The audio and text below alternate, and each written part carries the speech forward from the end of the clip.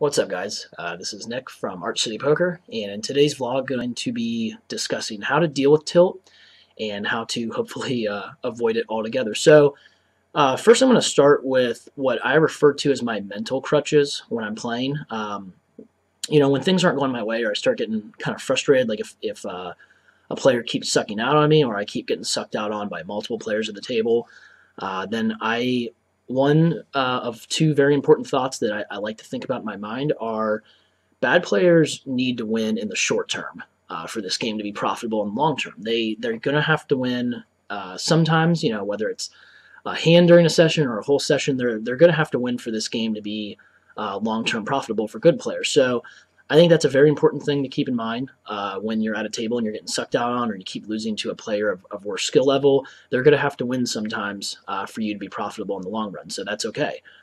The second thought, that it's my second mental crutch, as I like to call it, is if my play and or line were profitable, then who cares what the results were? If I'm making profitable plays and I'm hopefully taking, I guess, like the most optimal lines, then you get numb to the results and you avoid being results oriented, and I think that's very important. And it's very important as far as thinking correctly in this game, I guess you want to say. And if you guys learn to become numb to the results and not worry about it, and just make sure that you made the right play and hopefully the most optimal play in your mind in theory, then it doesn't really matter what the results were. And I think those are two very important thoughts that are my mental crutches and things that I like to think about at the table when I feel like I'm getting a little tilty, or I'm almost getting to that point, I guess. So something else that will help you guys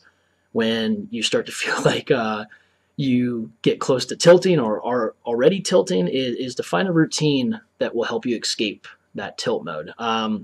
For me personally, I like to listen to some music. It'll help me relax. It helps me kind of focus. I'm not distracted by the other players at the table, or the sounds of the casino that are around me. If I'm playing online, then even if I turn on some music, that does help me focus and relax a little bit. So that's definitely something that I like to do. I also like to take walks. I just walk away from the table for whether it's 5 or 10, 15 minutes. I think that taking a walk and just being able to breathe and not play the next orbit or the next hands or whatever, that definitely helps out a lot. And I come back to the table, I feel relaxed. I'm not worried about the last hand. I'm ready to basically almost start over as if it was a fresh session. So I think some music, or like walking away, taking a little break. I also think that just simply going back to your mental crutches. And for me, it's those two thoughts that I said before.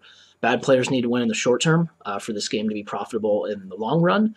And then if my line was optimal, or my plays were profitable, then I don't really care what the results were. I can't control what cards are peeled from the dealer's hand onto the table, so I can just control what I think is logically the right move, and that's all you can really do. So I think as far as dealing with tilt, that was a very short and simple way to look at it. And even though it was short and simple, I think that those are some good thoughts and good examples of ways of how to deal with it. So if you guys find that you're starting to feel like you're getting tilty at the table, maybe refer back to those and try those for yourself.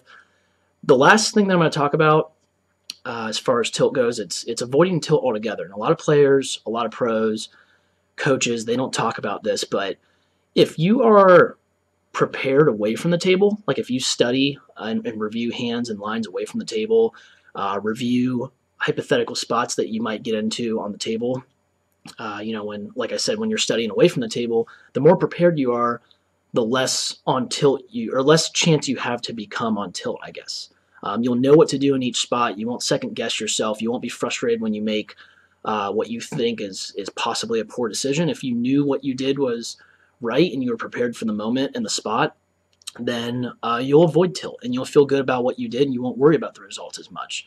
And so I think that's very important. As far as on the table, like I've said before in some of my videos and in articles, guys, if you plan the handout and prepare for like what kind of pot you want to be involved in, and be able to manipulate the pot to whether to keep it small or to bloat it if necessary, I think that's a big part of preparation too. So yeah, review hands and study your game away from the table, review spots, and be prepared. That will help your mental game tremendously. It'll help you avoid tilt very greatly, I believe. So, yeah, short little vlog. I hope it was,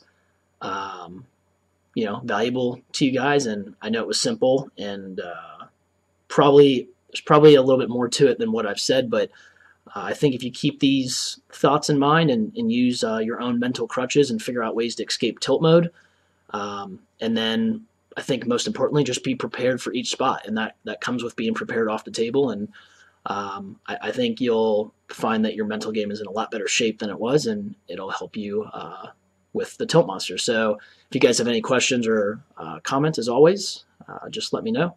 This is Nick from Arch City Poker. Till next time.